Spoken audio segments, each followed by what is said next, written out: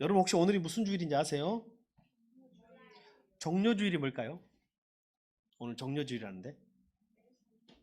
예. 누가복음에 보면 12장에 보면 예수님이 예루살렘에 마지막 최후에 입성하실 때 사람들이 정전나무를 흔들고 맞이합니다. 맞이할 뿐 아니라 동료나무 이파리를 바닥에 깔아요. 예수님이 나귀 타고 입성하시는데 그 오시는 길을 쫙 카페트처럼, 이게 카페트의 원형이에요. 거기서 깔면서 또 종려나무 가지를 흔들면서 왕의 오심을 환호합니다. 그리고 그게 종려나무가 미처 준비되지 않은 사람들은 자기의 겉옷을 벗어서 흔들고 또 밑에 깔아요. 내 옷을 밟고 가세요. 내가 깔아드린 종려나무를 밟고 가세요. 당신은 나의 왕이십니다. 막 외쳤어요. 여러분 그 공연이나 뭐 내가 좋아하는 뭐 가수나 뭐 이럴 때 어떻게 박수를 쳐요? 우 하면서 하죠. 네, 그렇게 했던 것입니다. 그러면 이건 언제부터 정교주의를 우리 교회는 지켰냐면요. 거의 초대교회 때부터는 예루살렘에 있는 교회들은 계속 이 종려나무를 까는 예식을 했어요. 지금 종려주일로 남아있지만요. 예. 자, 그럼 한번 이제 봅시다. 오늘 한번 보겠습니다. 예수님이 예루살렘을 제가 보여드리겠습니다. 예루살렘에 가면 예루살렘 인근에는 산이 몇 개가 있냐면 두 개가 있어요. 몇 개가 있다고요? 두 개요. 자, 하나는 무슨 산? 성전산. 따라해 보세요. 무슨 산? 하나는 성전산이에요. 하나는 무슨 산? 감람산. 교회산이 아니고. 성전산이 있으니까 교회산이 있어야 되죠. 이런 발상을 대단합니다. 예. 자, 성전산이 있으니까 성전산 옆에는 무슨 산이냐면 감람산. 시작. 우리 세번역 성경에는 올리브산이라고 돼 있어요. 원래 올리브산이 맞는데 올리브는 우리나라에 없었잖아요. 번역을 해도 잘 모르니까 비슷한 나무가 중국에 있었나 봐요. 감람나무라고. 그래서 감람산이라고 우리 성경에는 번역을 했지만 원래는 무슨 산이 맞아요? 여러분 올리브유예요, 감람유예요? 올리브유예요. 근데 굳이 개혁 성경식으로 하려면 감람유라고 해도 됩니다만 원래 나무는 좀 수종이 다릅니다. 외관상은 비슷하게 생겼어도. 자, 여기서 다시요. 예루살렘에 가면 하나는 무슨 산? 성전산. 하나는 무슨 산? 예, 올리브산, 감람산. 예, 둘 다 맞아요. 성경에 있으니까. 그러면 하나 볼게요.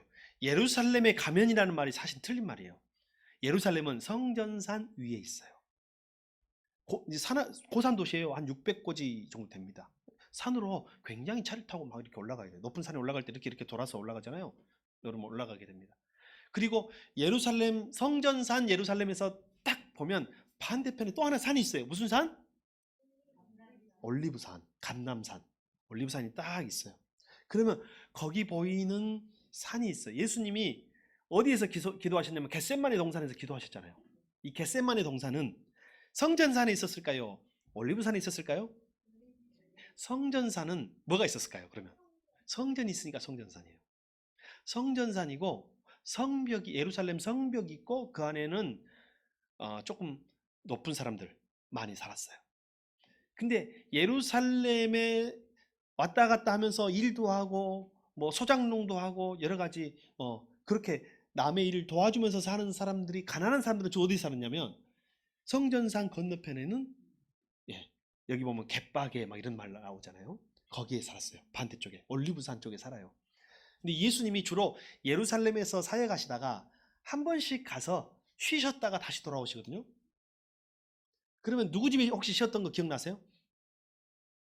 나사로. 기억나십니까? 나사로는 부자였을 것 같아요? 가난했을 것 같아요? 물론 성경에 나오는 거지 나사로하고 다른 나사로예요. 이 나사로는, 거지 나사로는 그 천국 비유를 하기 위해서 예수님 말씀하신 거고, 죽었다 살아난 나사로 있잖아요. 마르다와 마리아의 오빠 이 나사로는 이쪽에 올리브산 건너편에 있는 마을에 살았어요. 예루살렘에는 못 산 거예요. 왜 그랬을까요? 비싸니까. 땅값이 비쌌어요. 예루살렘은. 그래서 가난한 사람들은 거기 살았어요. 예수님은 주로 어디 가서 쉬셨냐면 그 마을에 가서 쉬세요. 나사로의 집에 가서 쉬고 또 다른 형제들 집에 가서 쉬다가 또 시간이 되시면 예루살렘으로 들어가세요. 자, 예루살렘 입성이라고 했을 때 참 성경에 보면 동쪽이 굉장히 의미가 있는 경우가 많아요. 여러분, 아담과 하와가 에덴 낙원에서 추방당할 때 어느 방향으로 추방당했다고요? 동쪽으로. 그러면 낙원을 찾아 들어가려면 다시 어디로 들어갈까요? 동쪽으로 가겠죠. 상징적으로는. 메시아가 오시면 동쪽 문으로, 예루살렘 동쪽 문으로 들어가십니다. 동문이라고 해요. 동문. 여러분 혹시 에스겔서 나중에 우리 지금 성경 통독이 16명이 지금 성경 통독 우리 매일 하고 있어요. 지금 나중에 에스겔서 보실 때 한번 보십시오. 여호와의 신이 어디로 나가는가? 그쪽 동문 쪽으로 나갑니다. 떠나버려. 하나님의 신이 떠나버려요. 떠나버리는데 그때 나중에 다시 들어오시면 어디로 들어갈까요? 동쪽으로 들어가겠죠. 이 성경에 다 상징이 있어요. 나중에 예루살렘에 한번 가보세요. 동문이 지금 닫혀 있을까요? 열려 있을까요? 닫혀 있어요. 닫혀 있습니다. 메시아가 올리면 열린답니다. 그래서 다 메시아를 기다리고 있어요. 메시아를 기다리고 있어요. 그래서 메시아가 오시면 동쪽에서부터 온데 이 동쪽에 있는 산이 올리브산인 거예요. 그래서 예수님은 이 산 건너편, 아까 무슨 마을에 들리잖아요. 무슨 마을에 들렸어요? 벳바게와 베다니에 이르렀을 때라는 말이에요. 산 건너 언덕 위에 있는 마을이에요. 언덕 쪽에 있는 마을. 이 사람들은 여기서 올리브 농사를 많이 하고 또 올리브 농사를 할 때 소작인으로서 농부로서 가서 품을 팔아서 살았던 사람들이에요. 겟셋만의 동산이라는 말이 무슨 말이냐면 방앗간이라는 뜻입니다. 방앗간. 올리브 방앗간. 여러분 우리나라 방앗간은 뭐예요? 빻고 짜고 참기름 어디서 짰어요 옛날에? 방앗간. 들기름 어디서 짰어요? 방앗간. 겟셋만의 동산에서 올리브 기름을 어디서 짰을까요? 겟셋만에서 짭니다. 그래서 예수님이 보세요. 땀방울이 핏방울이 되도록 기도했다는 말은 무슨 말이냐면 짜져. 곧 고난을 당했는데 얼마나 고난을 당했는지 땀과 피를 다 짜낼 정도로 고난을 당했다는 뜻이에요. 예수님의 고난이 여러분 겟셋마네 동산에서 땀방울이 핏방울이 유대인들의 좀 언어 유희가 느껴지죠. 거기서 예수님이 지금부터 시작합니다. 건너옵니다. 이제 올리브산 언덕을 넘었어요. 마을 하나에 들립니다. 그 마을은 벳바게 베단입니다. 근데 마을에 들어가지 않으시고 예수님이 사람 둘을 보냅니다. 뭐라고 하셨을까요? 가면 새끼 나귀가 있을 것이다. 매어 있을 것이다. 그것을 풀어가지고 가지고 와라. 내가 그 나귀를 타고 예루살렘으로 들어가겠다. 여러분 그때 어떤 생각이 들어요? 제자들이 당연히 물어보죠. 아니 남의 나귀를 풀어와라고요? 주인이 뭐라고 하면 어떻게 하죠? 예수님이 뭐라고 합니까? 주가 쓰시겠다고 하라. 주께서 쓰시겠다고 하라. 자, 예수님이 뭐라고 시켰다고요?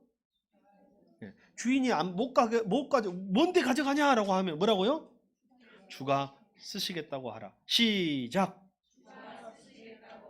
이렇게 말씀하시는 거예요. 근데 이 제자들이 그 말만 믿고 갑니다. 근데 실제로 가니까 나귀가 메어져 있었을까요? 없었을까요? 있었어요. 그리고 그걸 풀려고 하니까 나귀 주인이 아니 왜 갑자기 나귀를 가져가는 거요? 하니까 그들이 그냥 똑같이 시킨더랍니다. 뭐라고요? 주가 쓰시겠다고 하라. 주가 쓰시겠다고 하라 하니까 그 나귀 주인이 아 그래요? 영광입니다.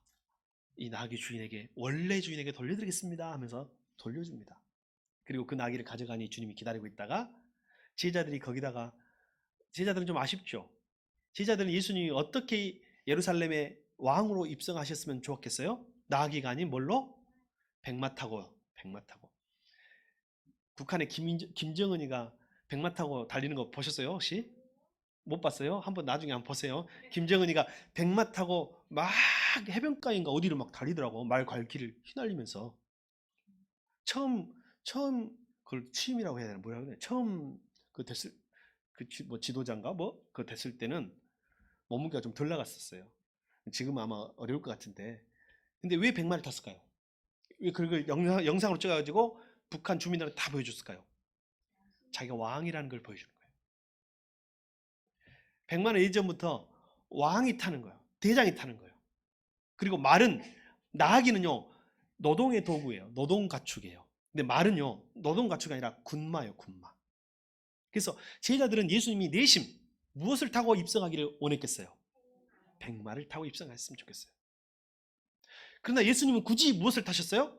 나귀 새끼 나귀를 타고 가셨어요. 가십니다. 그리고 예수님 그 나아가기 위해 아마 어떤 제자가 자기의 겉옷을 덮어줬을 깔아줬을 거예요. 그리고 그 나귀를 타고 가는 내용이에요. 그리고 이제 언덕을 넘어와요. 자, 올리브산을 넘어왔어요. 앞에 무슨 산이 보일까요?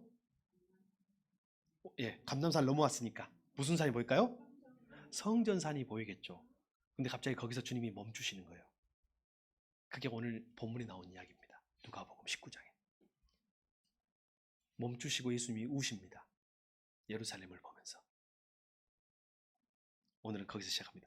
자, 혹시 저 그림 여러분 주보에 보면 그림 제가 2개 올려놨어요. 화면 하나 보여주세요. 예. 저 교회 이름이 주보에는 제가 실어놨어요. 저 교회 이름이 실제로 감람산 올리브산에 있는 교회예요. 무슨 교회일까요? 눈물교회예요. 예수님이 우셨더라. 그 자리에다가 세운 교회. 예루살렘을 보이는 곳이에요. 저 눈물교회입니다. 눈물교회.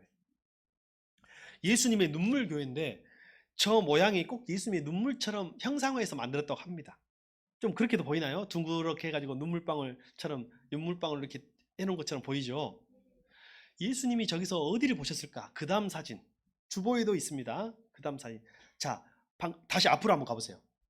저기 저 눈물교회 오른쪽에 약간 이렇게 아치형으로 된 창문이 살짝 보이죠?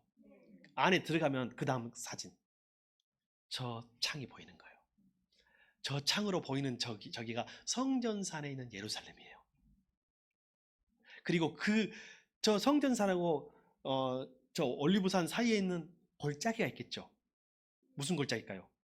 성경에 나온 기브론 골짜기라는 골짜기가 저기 있고, 저기는 무덤들이 가득해요. 공동묘지. 왜 공동묘지를 저기다 썼을까요? 메시아가 오시면 부활한다는 거예요. 동문으로 들어갈 때. 그러면 유대인들은, 제가 이거 말씀의 삶 할 때 설명을 다시 할 거예요. 유대인들은요, 동쪽으로부터 들어간다 하면 예수님이 올리브산을 넘어서 오시기 때문에 예수님이 오시는 순서대로 예수님이 가까우면 가까운 대로 그 무덤에서부터 부활을 하는 거예요. 이렇게 하나씩. 또 반대로 저쪽 성전산 쪽에는 지금 저기가 유대인만 사는 데가 아니잖아요. 예, 이슬람 교인들이 살잖아요. 이슬람 아람인들이 사니까, 팔레스틴 사람들 사니까 저기는 이슬람 교인들이 그 무덤을 많이 썼어요. 왜요? 저 사람들은 성전에서 가까운 순으로 부활을 한다고 생각해요. 그래서 저쪽에 썼고, 그래서 저쪽에 땅값이 얼마나 무덤을 많이 써놨던지요. 처음에는 눕혀서 그 관을 묻었다가 요즘에는 어떻게 해요?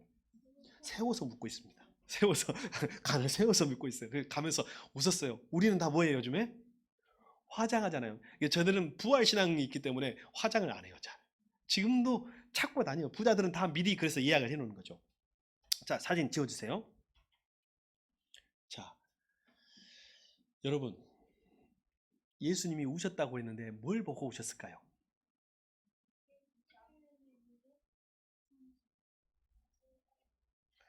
예수님이 예루살렘을 보고 왜 우셨을까요? 그것이 오늘 설교입니다. 왜 속이 상했을까요? 속상해서 박수. 답은 저곳에서 다 나옵니다. 아까 말했잖아요. 성전산 옆에 있는 산은 교회산. 자, 예수님이 왜 우셨을까요? 속상해서. 왜 속상했을까요?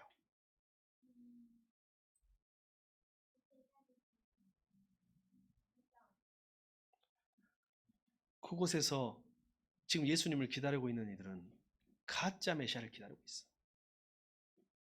예수님은 지금 나귀 타고 가고 계신데 백마 타고 오시는 메시아를 기다리고 있어요.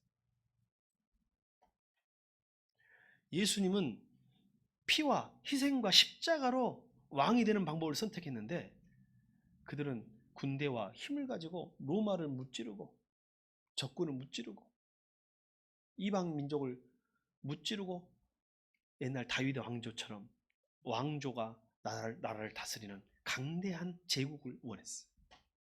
그들이 생각하는 예수는 전혀 달랐어요. 그들은 오히려 하나님이 보낸 메시아를 죽일 사람들이에요. 예수님은 거기서 죄에 빠져 있는 사람들, 멸망할 사람들, 그렇게 예수님이 회개하라고 하였으나 죽음을 향해 멸망을 향해 달려가고 있는 그들을 보면서 예수님은 속상해서 울고 계셨어요. 여러분 아시죠? 이때 제자들이 물어봐요. 저 성이 언제 멸망하나요? 그때 예수님 뭐라고요? 아들은 모르고 아버지만 아신다라고 말했어요. 근데 사실은요, 예수님은 곧 얼마 남지 않았던 걸 알 수 있어요. 그때로부터 예수님이 예루살렘에 입성하시는 그때로부터 AD 70년에 돌 하나 돌 위에 남지 않고 예루살렘이 다 성이 무너집니다.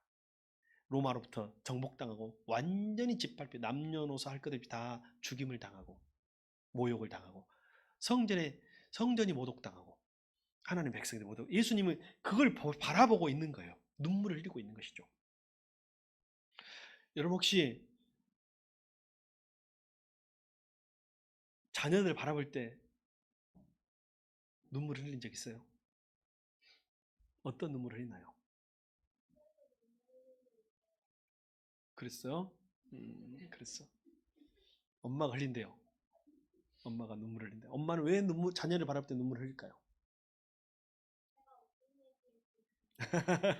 예, 감사합니다. 얼마 전에 기사에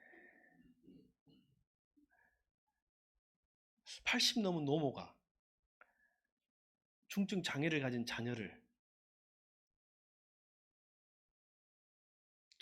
자기가 며칠이라도 더 오래 살아야 자녀를 거두겠다고 자녀를 먼저 하늘나라 보내려고 했다가 잡혔어. 그때 그 어머니가 법정에서 우는 거예요. 내가 참 잘못했습니다. 그러나 이 어미의 심정을 이해해 주십시오. 여러분 그 안타깝지 않은 그 심정은 좀 이해가 되나요? 그 어머니의 꿈은 내가 며칠이라도 이 자식보다 내 자녀보다 오래 사는 거예요. 마지막까지 자녀의 존엄을 지켜주고 싶은 거죠. 그래서 법정에서 판사도 울고 다 울어. 그게 부모가 자식을 바라볼 때 우는 눈물이 그 안에 포함되어 있어요. 여기 지금 고3들이 있는데요. 한번 옆눈으로만 살짝 한번 봐주십시오. 내가 참 눈물이 나오네요. 짠해서. 얼마 전까지는 공부 좀 해라. 일찍 좀 자라. 게임 좀 하지 마라. 하면서 울었어. 근데 요새는 이제 좀 고3니까 좀 짠하네. 좀 일찍 하고 자라. 최선을 다하면 된다. 그래서 다른 마음으로 울어줘요. 오늘 보니까 여기 고3들이 다 눈이 퀭해요. 지금 내가 이렇게 보니까 퀭해. 어제 분명히 늦게까지 뭔가를 한 것 같아. 뭘 했을까 여러분? 그렇죠. 공부를 했을 것이라 생각합니다. 눈이 퀭한 것 같아. 박수 한번 쳐줍시다. 박수 한번 쳐줍시다. 자녀를 바라볼 때 자녀의 미래를 생각하며 때로는 자녀의 미래가 활짝 피고 밝고 좋으리라는 기대 때문에 울기도 하겠지만 반면에는 걱정과 염려 때문에도 우는 것이 부모의 눈물인데 오늘 예수님이 예루살렘을 보면서 우는 눈물은 바로 그런 눈물이라는 거예요. 너희가 지금은 세상에서 가장 잘난 것 같고 가장 강한 것 같고 너희들이 하나님의 뜻에 반하여 왕도 선택하고 메시아도 선택하고 너희 마음대로 너희들의 왕국을 만들려고 하나 너희의 종국이 어찌 될지 눈물이 나는구나 하면서 우신 거예요. 어제 충격적인 강의를 하나를 들었습니다. 며칠 전에. 뭐냐면 지금 40대 이상이 가장 축복받은 사람들이다. 무슨 소린가 또 봤어요. 저는 봤더니 이런 말이 나오는 거예요. 지금 단군 이래로 그리고 인류 역사 이래로 가장 풍요롭고 가장 축적된 지식을 가지고 복을 받으며 누리면 사는 세대가 지금 40대 이후라는 거예요. 그럼 이 30대는요. 제가 왜 이 말씀을 드리냐면 지금 AI 때문에 하는 말이에요. AI에 상관없이 그래도 자기의 역량을 펼칠 수 있는 20, 30대는 그래도 자리를 이미 잡거나 직업을 선택한 사람들은 어떻게 된다고요? 그나마 AI나 이런 것을 활용하면서 살 수 있을 것이다. 문제는 지금 10대다. 10대. 여기 10대들 손 한번 들어봐요. 10대들. 네, 10대는 십자가 들어가면 다 10대인 줄 알아요. 10살도 10대인 줄 아는데 예, 10대로 쳐줍시다. 지금 10대 이하는 이제는 인류 역사상 가장 최초로 AI와 경쟁하며 살아가는 시대가 될 것이다. 내가 그걸 보면서 나도 모르게 슬퍼요. 지금 여러분은 테슬라를 잘 아니까 테슬라의 일론 머스크가 구글 CEO한테 제안을 했습니다.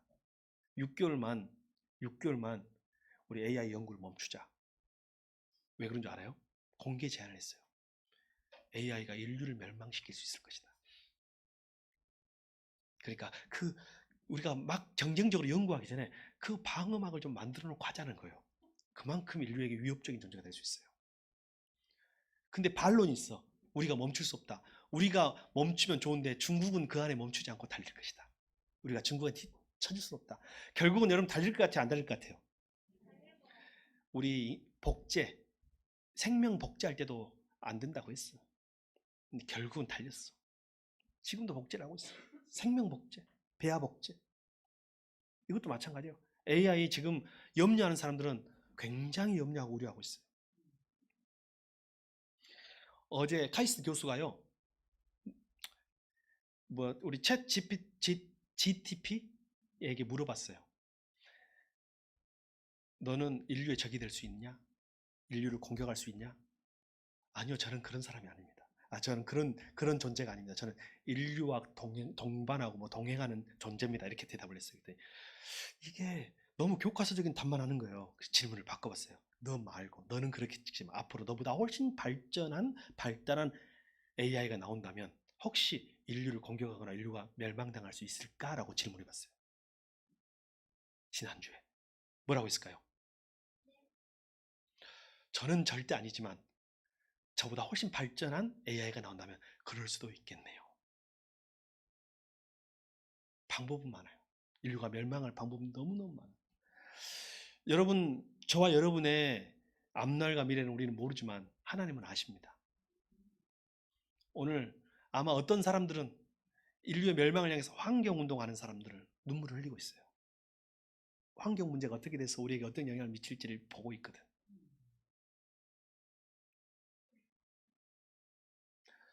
여러분의 인생을 인도하는 어떤 의사 선생님이나 건강에 대해서 아는 사람들은 우리의 지금 현재 젊음의 건강을 갈아가지고 미래를 지금 소모하고 있는 우리를 보면서 울고 있어요. 이 땅의 삶은 천국을 준비하는 삶이에요. 영생을 준비하는 삶이에요. 근데 이 땅의 삶을 소비해가지고 천국을 갖다가 미리 이 땅에 다 써버리고 있어. 이 땅이 다 전부인 것처럼 갖고 지금 한 5년, 10년 안에 인생을 결판 나면 그걸로 다 로또 당첨될 것처럼 살고 있는 저와 여러분을 향해서 지금 우리 주님은 울고 있는 거예요. 마지막 교훈 한 가지만 말씀드리겠습니다. 2가지. 자, 하나는 뭐냐면요. 오늘 정려 주일의 메시지입니다. 하나님은요. 하나님의 계획을 위해서는 그 계획을 실현하기 위해서 일하는 사람을 위해서는 하나님 모든 걸 준비해 주시는 분이라는 거예요. 예수님을 위해서 나귀 새끼 한 마리까지도 준비해 주신 것처럼 주가 쓰시겠다고 하라라는 말의 원어의 의미가 무슨 뜻이냐면 원래 주인이 쓰시겠다고 하라예요. 여러분, 나귀의 주인이 그가 아니에요. 그 농부가 아닙니다. 제가 기도할 때 하나님의 것을 하나님께 돌려드립니다라는 기도가 바로 그 기도입니다. 원래 주인께 돌려드립시다. 여러분의 몸은 누구 거예요? 여러분 원래 주인이 있습니다. 여러분의 생각, 여러분의 젊음, 여러분의 건강, 여러분의 물질, 여러분의 자녀, 우리의 자녀들 원래 주인이 있어요. 창조주 되시고 우리 아버지 되신 분이 계셔요. 우리 한번 고백합시다. 원래 주인께 돌려드립니다. 내 것이 내 것이 아닌 거예요. 내 것이 내 것이 아니단 말이에요. 그리고 마지막으로 또 하나는 예수님은 이 세상에 평화의 왕으로 오셨다는 거예요. 백마가 아닌 나귀를 타고 오셨다는 거예요. 이 메시지를 기억하면서 여러분 이번 한 주 정료주일에 승리하시기를 바랍니다. 네, 기도하겠습니다.